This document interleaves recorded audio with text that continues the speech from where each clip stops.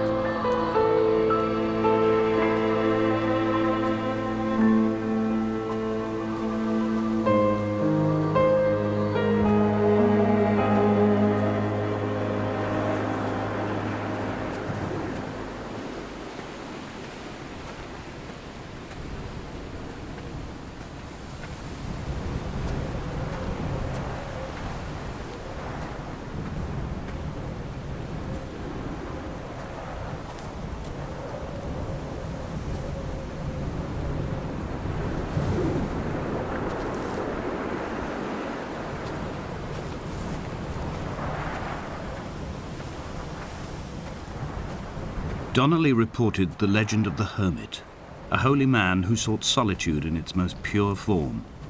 Allegedly, he rode here from the mainland in a boat without a bottom, so all the creatures of the sea could rise at night to converse with him.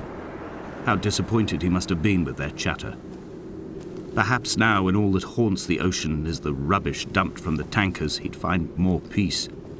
They say he threw his arms wide in a valley on the south side and the cliff opened up to provide him shelter.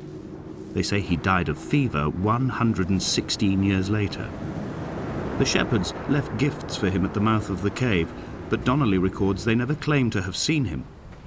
I have visited the cave and I have left my gifts, but like them, I appear to be an unworthy subject of his solitude.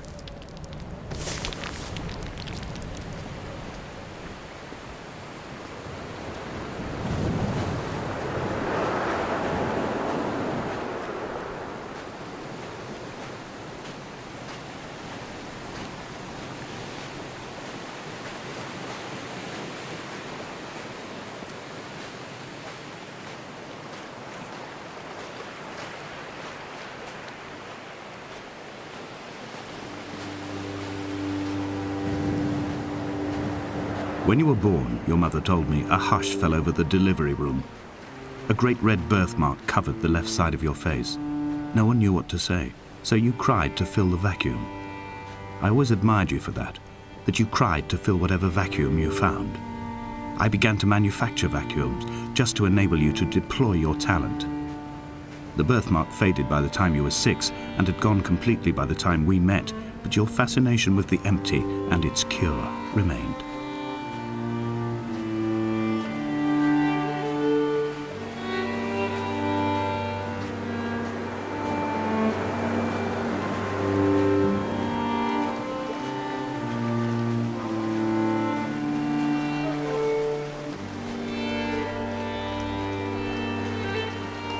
Dear Esther, I found myself to be as featureless as this ocean, as shallow and unoccupied as this bay, a listless wreck without identification. My rocks are these bones, and a careful fence to keep the precipice at bay. Shot through me caves, my forehead a mount. This aerial will transmit into me so. All overexposed, the nervous system, where Donnelly's boots and yours and mine still trample. I will carry a torch for you. I will leave it at the foot of my headstone. You will need it for the tunnels that carry me under.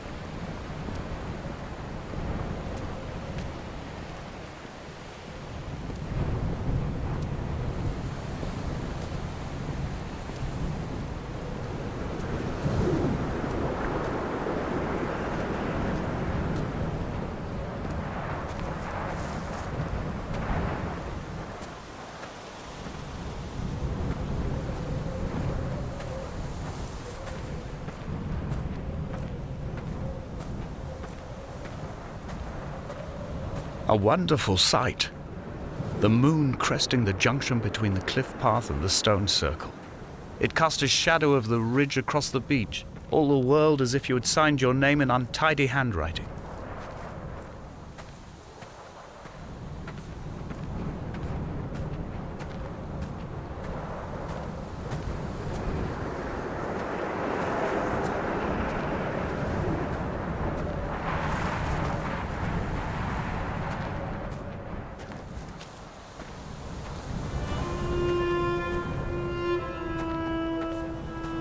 When someone had died or was dying, or was so ill they gave up what little hope they could sacrifice, they cut parallel lines into the cliff, exposing the white chalk beneath. You could see them from the mainland or the fishing boats, and know to send aid or impose a cordon of protection, and wait a generation until whatever pestilence stalked the cliff paths died along with its hosts. My lines are just for this: to keep any would-be rescuers at bay. The infection is not simply of the flesh.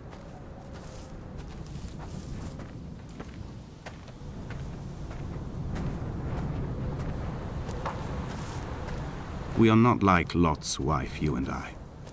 We feel no particular need to turn back. There's nothing to be seen if we did. No tired old man parting the cliffs with his arms. No gifts or Bibles laid out on the sand for the taking. No tides turning or the shrieking gulls overhead. The bones of the hermit are no longer laid out for the taking. I have stolen them away to the guts of this island, where the passages all run to black, and where we can light each other's faces by their strange luminescence.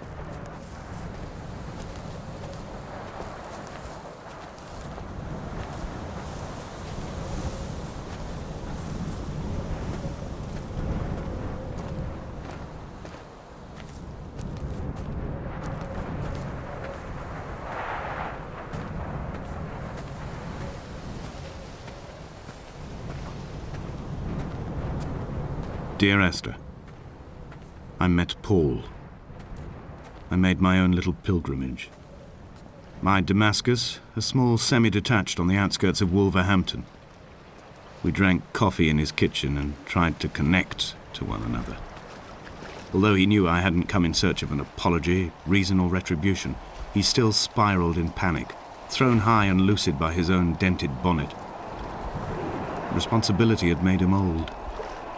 Like us, he'd already passed beyond any conceivable boundary of life. This hermit, this seer, this distant historian of bones and old bread, where did he vanish to?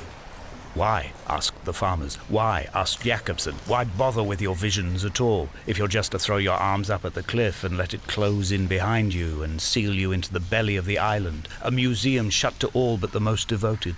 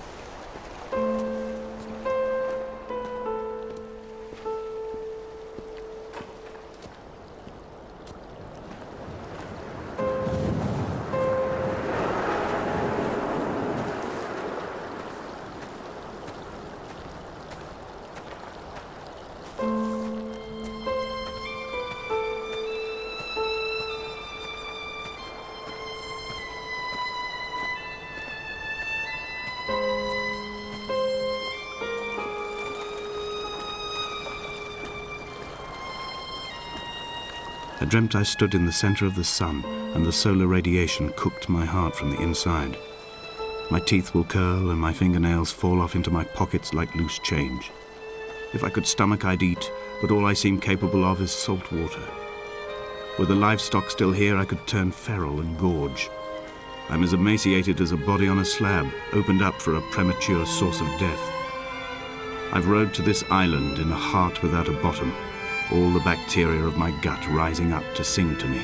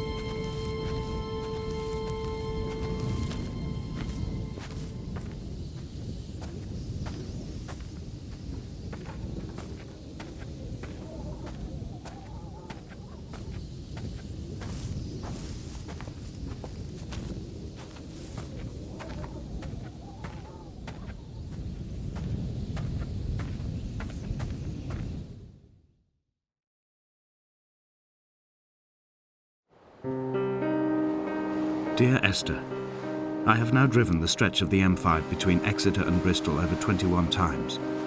But although I have all the reports and all the witnesses, and have cross-referenced them within a millimetre using my Ordnance Survey maps, I simply cannot find the location. You'd think there would be marks to serve as some evidence. It's somewhere between the turn-off for Sanford and the welcome brake services, but although I can always see it in my rear-view mirror, I have as yet been unable to pull ashore.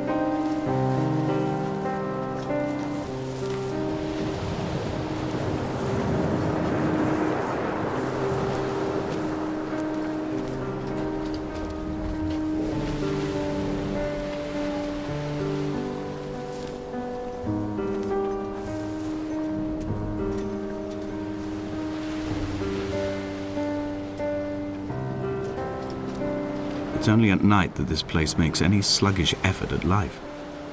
You can see the buoy and the aerial.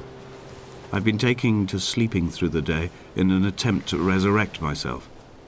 I can feel the last days drawing upon me. There's little point now in continuation. There must be something new to find here. Some nook or some cranny that offers a perspective worth clinging to. I've burnt my bridges. I've sunk my boats and watched them go to water.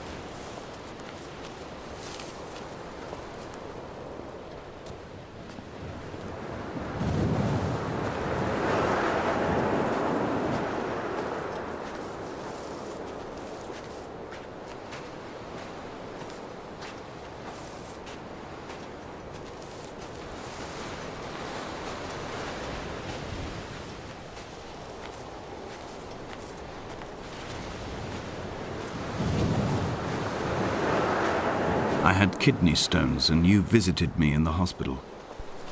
After the operation, when I was still half submerged in anesthetic, your outline and your speech both blurred. Now my stones have grown into an island and made their escape, and you have been rendered opaque by the car of a drunk.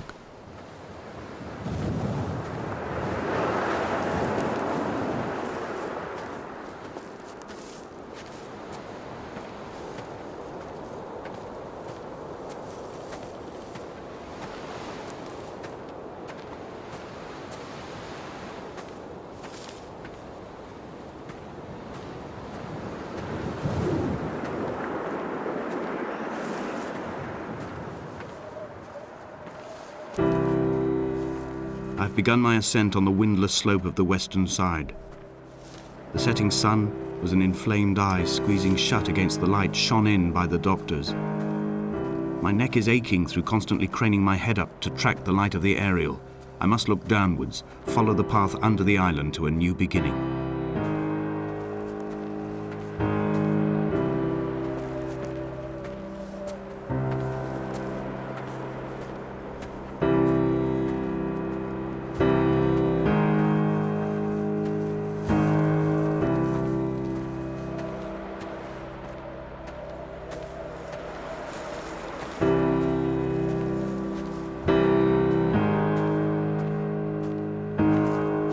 The bothy was constructed originally in the early 1700s.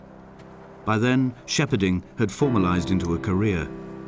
The first habitual shepherd was a man called Jakobsen, from a lineage of migratory Scandinavians. He was not considered a man of breeding by the mainlanders. He came here every summer whilst building the bothy, hoping eventually that becoming a man of property would secure him a wife and a lineage. Donnelly records that it did not work. He caught some disease from his malcontented goats and died 2 years after completing it. There was no one to carve white lines into the cliff for him either.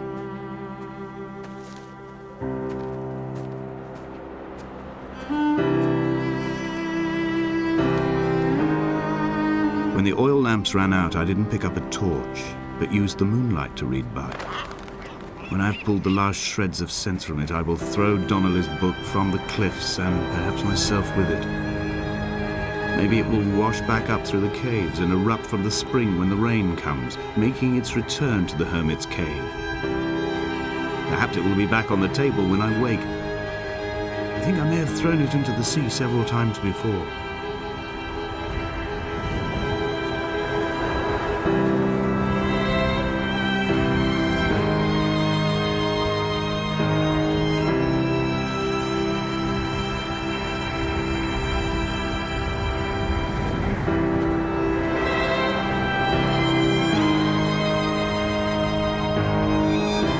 To make of Donnelly, the laudanum and the syphilis. It is clearly not how he began, but I've been unable to discover if the former was a result of his visiting the island or the force that drove him here.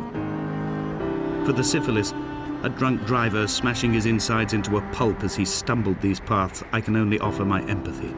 We're all victims of our age. My disease is the internal combustion engine and the cheap fermentation of yeast.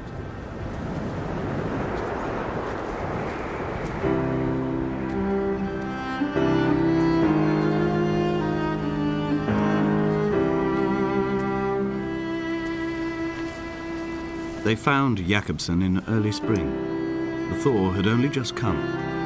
Even though he'd been dead nearly 7 months, his body had been frozen right down to the nerves and had not even begun to decompose. He'd struggled halfway down the cliff path, perhaps looking for some lost goat, or perhaps in a delirium, and expired, curled into a claw right under the winter moon. Even the animals shunned his corpse. The mainlanders thought to bring it home unlucky. Donnelly claims they dragged it to the caves to thaw out and rot, but he is proving an unreliable witness.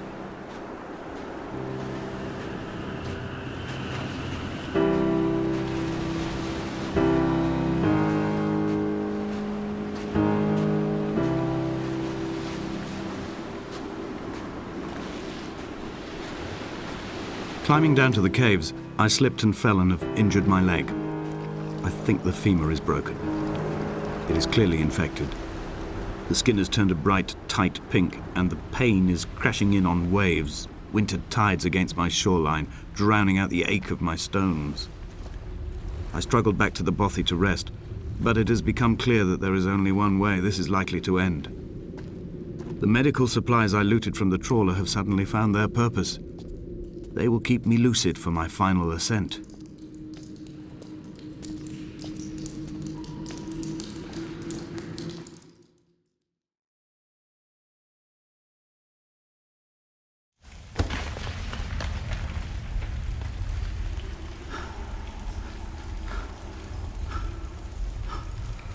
Donnelly did not pass through the caves. From here on in, his guidance, unreliable as it is gone from me. I understand now that Even though I wake in false dawns and find the landscape changing, flowing in constantly through my tears, I know his reaching is always upon me.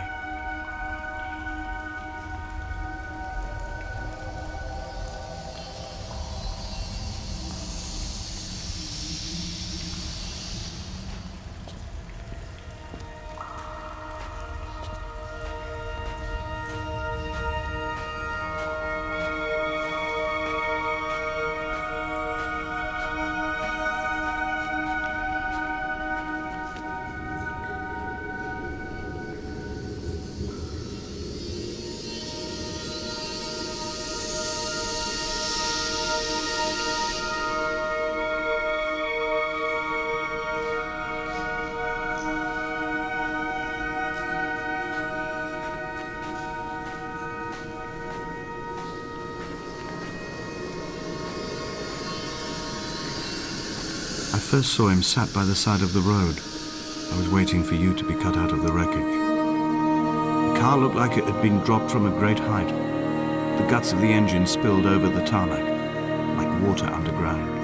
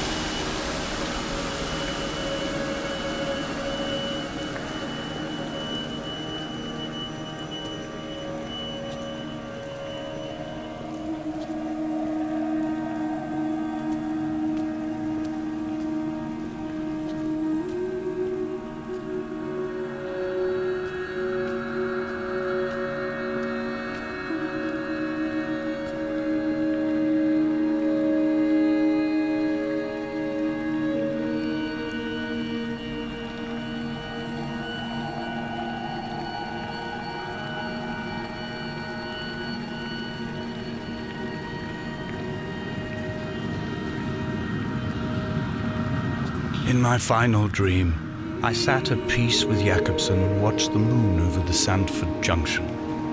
Goats grazed on the hard shoulder, a world gone to weed and redemption. He showed me his fever scars, and I mine, between each shoulder the nascency of flight.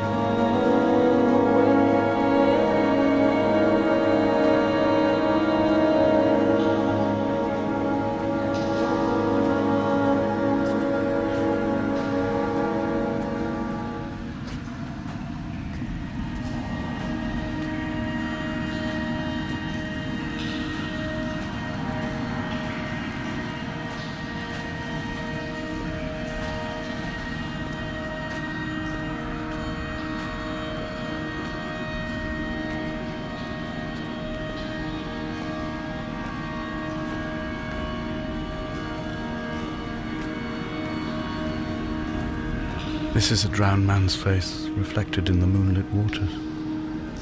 It can only be a dead shepherd who has come to drunk drive you home.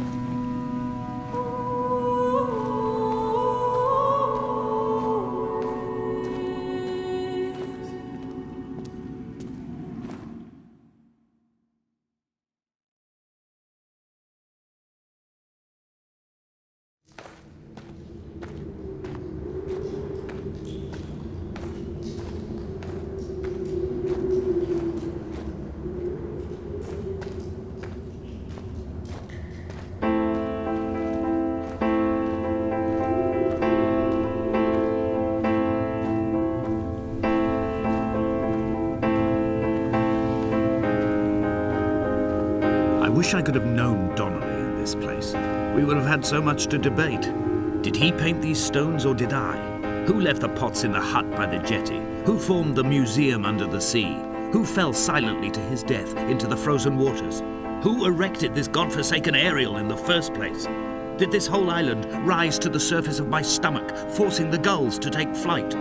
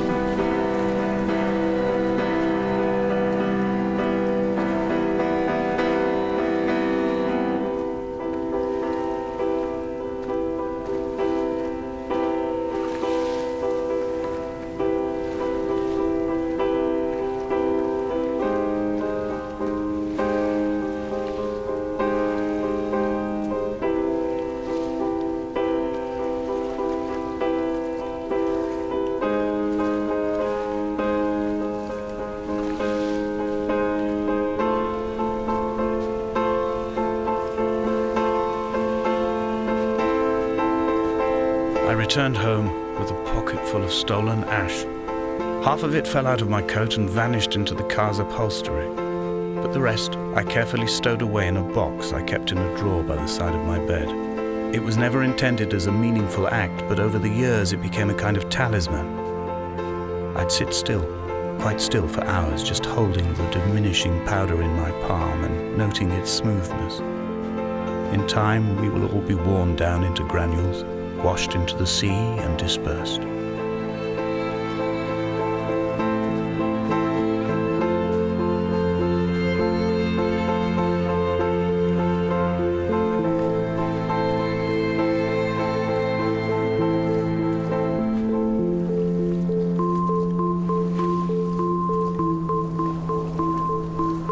There were chemical diagrams on the mug he gave me coffee in, sticky at the handle where his hands shook. He worked for a pharmaceutical company with an office based on the outskirts of Wolverhampton. He'd been travelling back from a sales conference in Exeter, forming a strategic vision for the peddling of antacid yogurt to the European market. You could trace the connections with your finger, join the dots, and whole new compounds would be summoned into activity.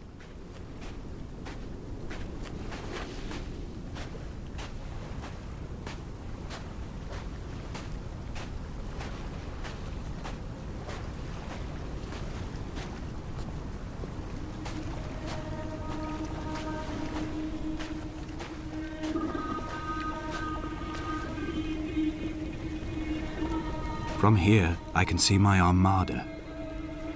I collected all the letters I'd ever meant to send to you, if I'd have ever made it to the mainland, but had instead collected at the bottom of my rucksack, and I spread them out along the lost beach. Then I took each and every one, and I folded them into boats. I folded you into the creases, and then, as the sun was setting, I set the fleet to sail.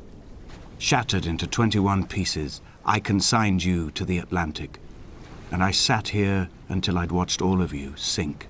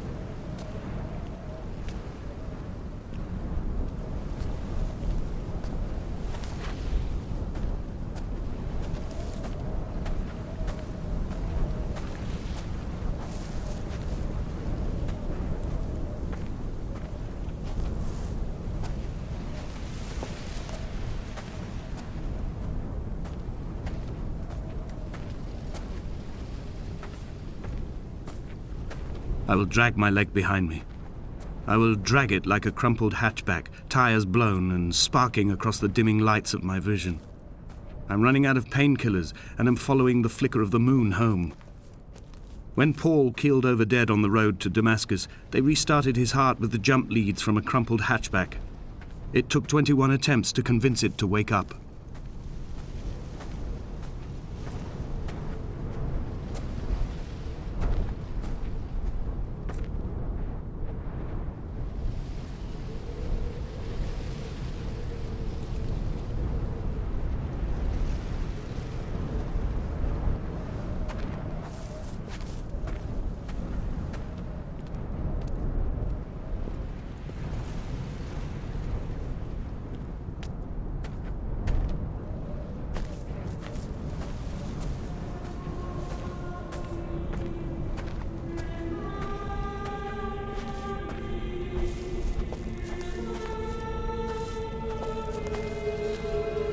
I've begun my voyage in a paper boat without a bottom. I will fly to the moon in it.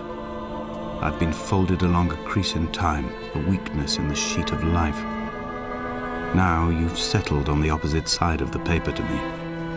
I can see your traces in the ink that soaks through the fiber, the pulped vegetation. When we become waterlogged and the cage disintegrates, we will intermingle. When this paper aeroplane leaves the cliff edge and carves parallel vapor trails in the dark, we will come together.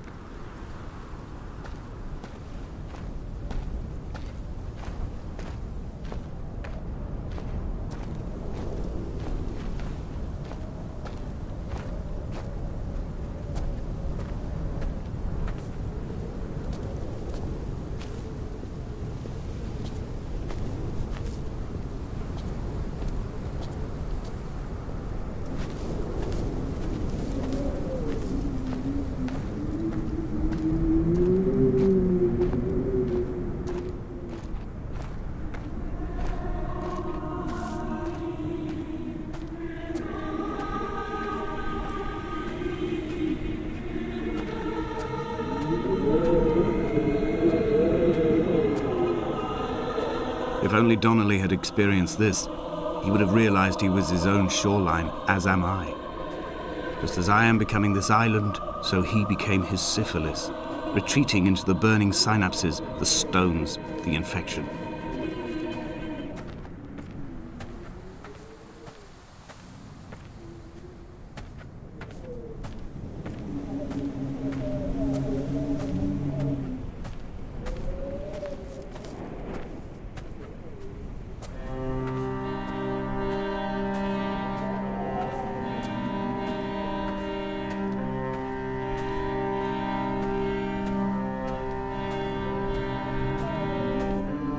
Bent back like a nail, like a hangnail, like a drowning man clung onto the wheel, drunk and spiraled, washed onto the lost shore under a moon as fractured as a shattered wing.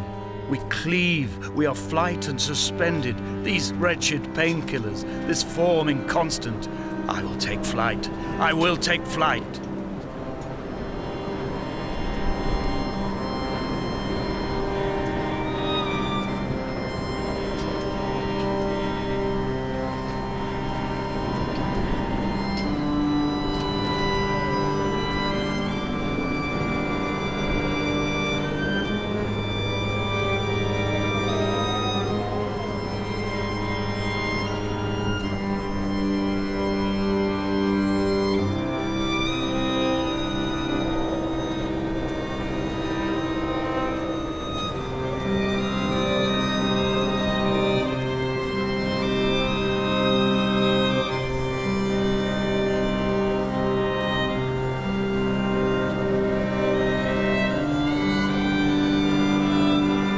Blind with panic, deaf with the roar of the cage traffic, heart stopped on the road to Damascus, Paul sat at the roadside hunched up like a gull, like a bloody gull, as useless and as doomed as a syphilitic cartographer, a dying goat herd, an infected leg, a kidney stone, blocking the traffic bound for Sanford and Exeter.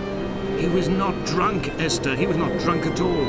All his roads and his tunnels and his paths led inevitably to this moment of impact. This is not a recorded natural condition. He should not be sat there with his chemicals and his circuit diagrams. He should not be sat there at all.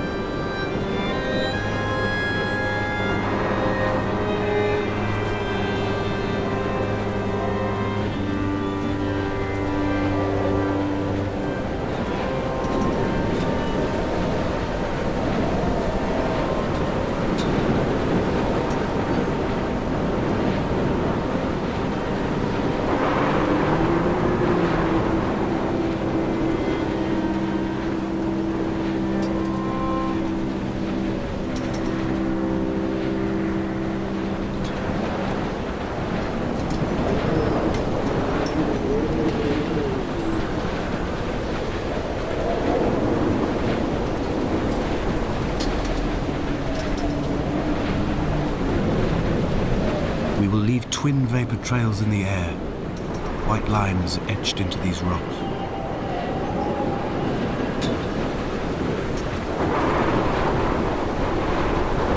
Dear Esther, I have burnt my belongings, my books, this death certificate. Mine will be written all across this island. Who was Jakobsen? Who remembers him? Donnelly has written of him, but who was Donnelly? Who remembers him? I have painted, carved, hewn, scored into this space all that I could draw from him. There will be another to these shores to remember me. I will rise from the ocean like an island without bottom, come together like a stone, become an aerial, a beacon that they will not forget you. We have always been drawn here. One day the gulls will return and nest in our bones and our history. I will look to my left and see Esther Donnelly flying beside me. I will look to my right and see Paul Jakobsen flying beside me. They will leave white lines carved into the air to reach the mainland, where help will be sent.